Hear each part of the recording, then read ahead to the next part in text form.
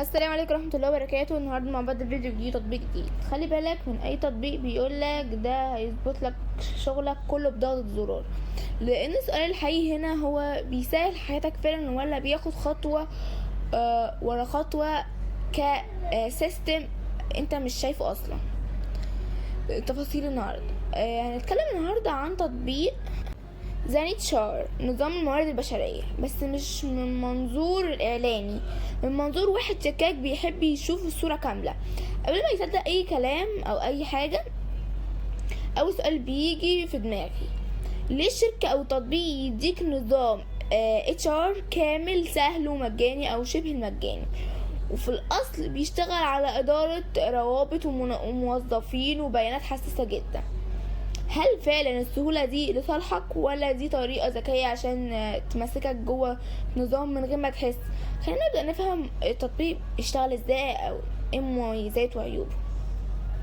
بيعمل التطبيق ده بيقدم نظام إرادة موارد بشرية للشركات، زي المتابعة، حضور وانصراف للموظفين، إدارة الأجازات، الرواتب، الملفات الموظفين والتقديرات الإدارية. يعني باختصار بيحاول يخلي اسم ال HR كله رقمي بدل ما يبقى ورقي وتعقيد وكل الكلام ده. وده في حد ذاته فكرة كويسة جدا وقوية جدا ومفيدة، وخصوصا للشركات الصغيرة والمتوسطة. بس هنا بقى ايه مفيدة للشركات اللي هي ايه، بس هنا الشكاك اللي جواه بقى ايه يبدأ ايه يظهر. بيقولك طب ازاي، ايه المقابل؟ لان اغلب الانظمة دي مش بتكون مجانية بالكامل، اغلبها بتشتغل بنظام اشتراك شهري او سنوي للشركات حسب عدد الموظفين او الميز، يعني الميزات. وده معناه ان الموضوع ممكن يبدأ بسيط وبعدين يتحول لتكلفة مستمرة بتكبر مع الوقت، ودي شيء ناس كتير بتعلق عليه في اي نظام HR. مش التطبيق ده بس النهاردة التكلفة ممكن تبان عالية لما الشركة تكبر. طيب بالنسبة للتجربة، المستخدمين طبيعيين جدا، وطبيعي في اي تطبيق زي ده انك تلاقي اراء متبادلة ومتباينة، في الناس تشكر فيه في الانتظام وشروط استخدام وانه وفر عليهم وقت ومجهود، وفي ناس تانية بتشتكي من التعقيد الاول في الاعدادات او ان بعض الخصائص محتاجة ترتيب او دعم فني، او دي منطقة لانك بتتعامل مع نظام ارادي مش لعبة على الموبايل. بس برضو السؤال الشكاك: هل السهولة الاستخدام دي حقيقية ولا مجرد واجهة حلوة تخبي وراها النظام المعقد؟ بص، محتاجة الشركة تلتزم بيها الشهرية.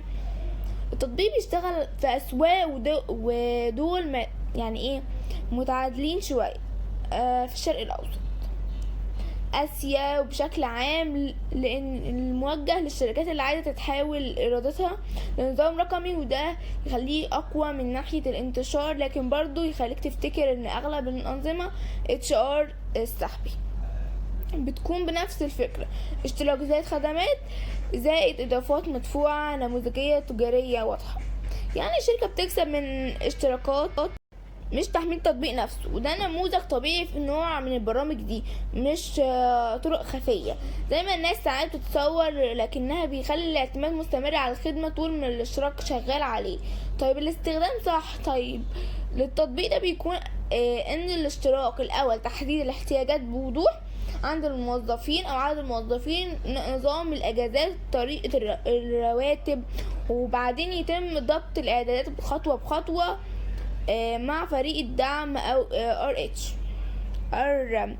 HR سوري المسؤول، لان اي استعجال في الاعدادات ممكن يسبب لخبطة في البيانات. ولو هنتكلم بانصاف، التطبيقات زي تطبيق بنتكلم عنه النهارده فوفر على شركات كتير وقت ومصاريف وورق وحاجات خطيرة وأوراق وأخطاء بشرية، لكنها في نفس الوقت بتحتاج التزام وتكلفة مستمرة، مش مجرد تحميل وخلاص. وفي النهاية السؤال اللي بدأنا بيه الفيديو: هل التطبيقات دي فعلا بتسهل حياتنا ولا بتخلينا ندخل في أنظمة احنا معتمدين عليها بالكامل من غير ما نحس؟